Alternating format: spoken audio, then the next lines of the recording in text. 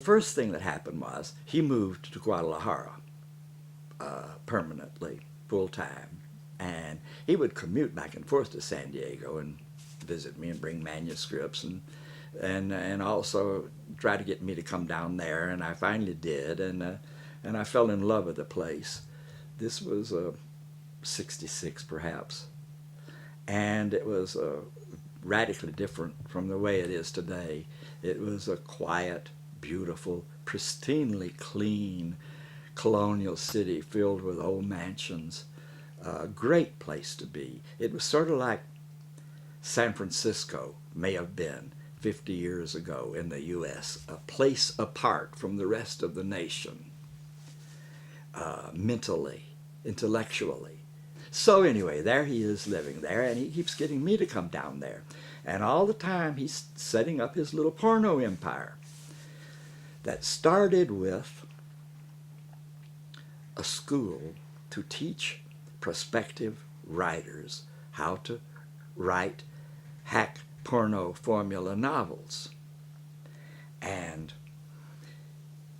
Gilmore had some unique connections that I have never been able to understand what they are. I view him in retrospect as an extremely successful U.S. federal agent, an agent provocateur. And I can't prove a word of it, but he had unbelievable connections and an entry into any door he wanted to go through, any time he wanted to go into it. Hoover got a copy first. Went straight to Nixon. Nixon shit on the spot. Started screaming and shouting, "Get those fuckers." And they got us. He gave the direct orders to John Mitchell, who was Attorney General. John Mitchell gave the direct orders to get us to his flunky, a law clerk named William Rehnquist. William Rehnquist, an uptight lawyer from Milwaukee, spearheaded the effort to have us prosecuted for publishing that filthy book, and pulled all the strings, got all the feds working on it, and we were indicted very shortly thereafter. It was, I did mention the trial.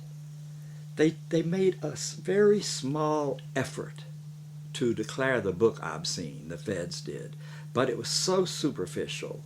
It was blatantly obvious that they could not get that book declared obscene. They didn't have a leg to stand on. So they dropped that attempt. It's never been banned, it's never been obscene, it's never been restricted in any fashion anywhere in the U.S. We were convicted for conspiracy to mail obscene matter was the final conviction.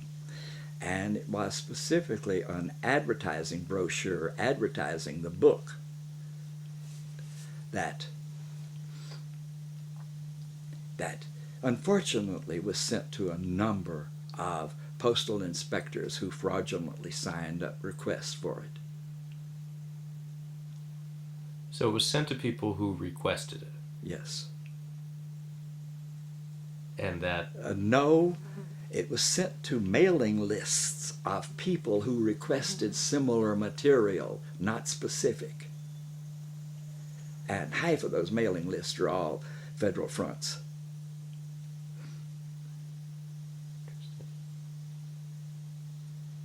So you just don't know how they're screwing you over and using your tax money.